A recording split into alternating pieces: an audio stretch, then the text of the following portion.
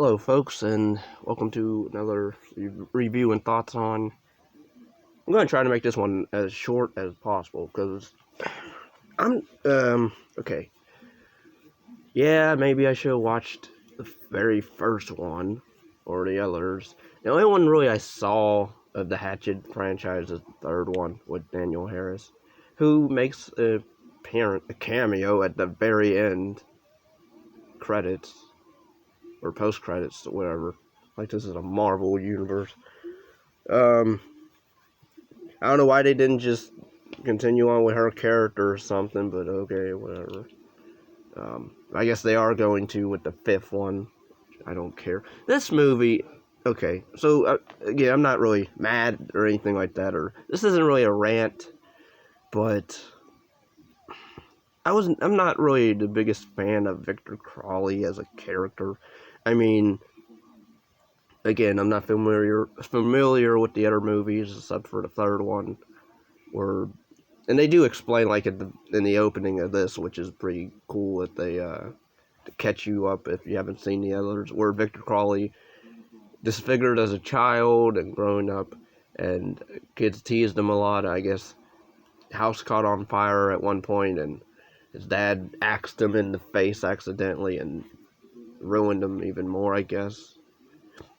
Or killed him, I guess, and then something with voodoo happened, and he's alive. And I remember in the third film where Daniel Harris, after the ending of the second movie where she was chainsawing him at the end, and then the ending of the third one where I guess they had to bring him his dad's ashes, and that's what was able to weaken Victor Crowley and kill him, I guess. In this one, he comes back from voodoo chants. Because pretty much it's this group of friends who they want to make a movie based off Victor Crowley, and also there's a reoccurring character in all these movies, the Asian guy. I can't remember his name. I can't remember the actor's real name, Parry something, but he was pretty funny. His character where I guess every movie he plays a different character, which is that was kind of interesting. But this one he survived the events of the third film, so I guess this is sort of a reboot, soft reboot sequel, but not really a sequel, but it's mainly a reboot, but not really a reboot, but a sequel. I don't know. I don't like that because that was another thing I didn't care for the Curse of Chucky thing where that movie. This is a sequel trying to be a sequel, but or no, it's a reboot. But then they're mentioning stuff that happened with But you had there was Tyler Mane makes a cameo at the very beginning. He gets his head chopped off, which was pretty cool. Sleepaway Camp star, I can't remember her name, Pamela, or not Pamela. The girl that played Angela in the very first one. I can't remember the actress's real name, but that lady is in this, and she's funny, pretty funny, pretty cool to see her back in something.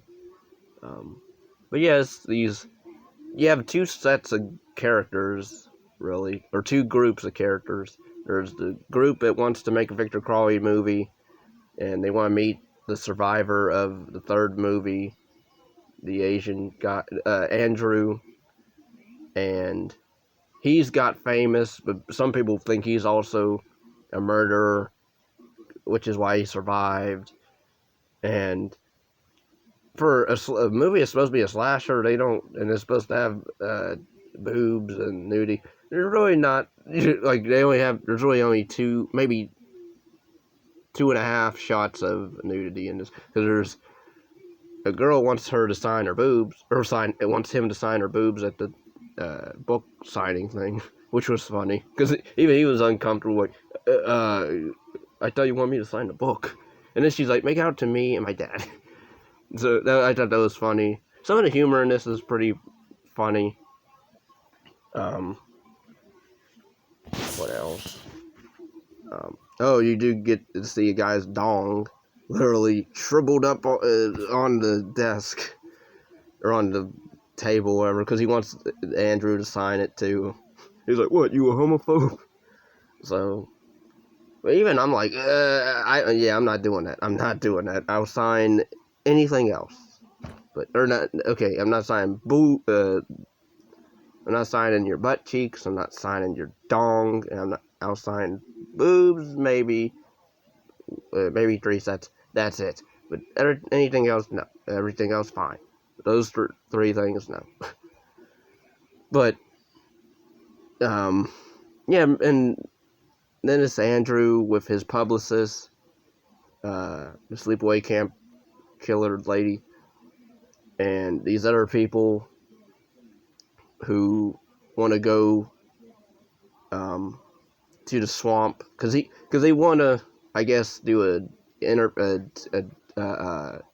something to do with a talk show and that. But yeah, anyway, they go on a plane. Stuff happens where it crashes randomly, and Victor Crowley gets brought back, and he kills people off one by one. And really, the only 2 survivors left are the Andrew character and one of the first group character group. One of the first main characters, the best friend of the director girl of the first group. But yeah, the humor was okay with me in certain spots. I did chuckle at some stuff. I'm not really into horror comedies all that much. I like straight up horror. I'm not gonna say hardcore, but anything like that. Even the kills in this I didn't care for. Like at the beginning, like with the couple that want to get engaged or whatever at the swamp, and I did laugh because the girl, when he's trying to propose, she's crying and snot's coming all out of her nose and down her face, and she's just like wiping it all over her face. I thought that was funny. Then even he's about to puke, and then they think they hear somebody screaming, so they want to go for help, and then the fiance dies, and then she dies. Pretty much this long drawn out scene where Victor Crowley's just cutting her limbs off slowly. I'm like, I don't really care. It's not really cool. It's really just drawn out. At least with the Friday the 13th movies, they didn't seem drawn out to me. They seemed cool. And that was a cool kill. These one, I mean, they're decent kills, but only one person, I believe, doesn't die from Victor Crowley, technically. If you want to actually add a kill count to this, really, he strikes out 1 kill. But yeah, 2 survivors at the end, and then we get a stupid post-credit, end-credit cameo by Mary Beth, I believe is the name of Daniel Harris's character from the 3rd and 2nd one. She comes in, she's in her house, and she's watching on the news and hears the name Victor Crowley, whatever. And then she goes to grab her shotgun and is like, I've been waiting for you, whatever. And then it goes to credits. Oh yeah, the way they kill Victor in this is I guess one guy, because I was watching this online and it kept buffing in and out, so I had to skip back and forth, which was annoying. So if I missed anything, oh well.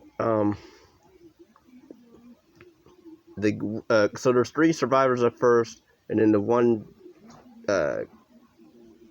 this character named Dylan, I thought was funny.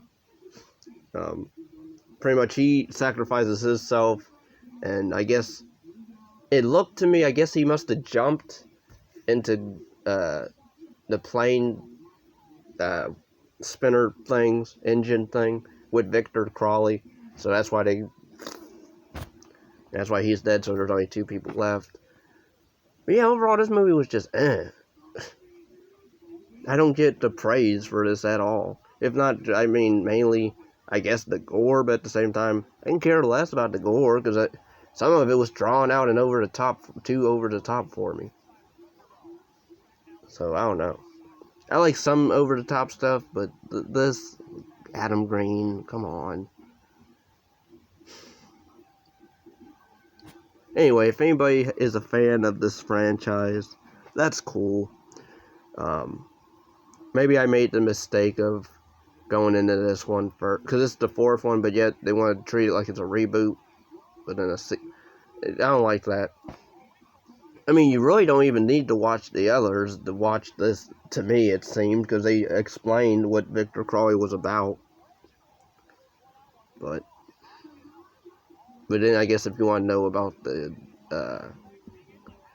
Daniel Harris's character at the very, very end credits, or post-credits, I guess you would want to watch maybe the third one. But, yeah. Overall, it was okay time waster at best. It was a time waster, not even okay, it was just a time waster. So,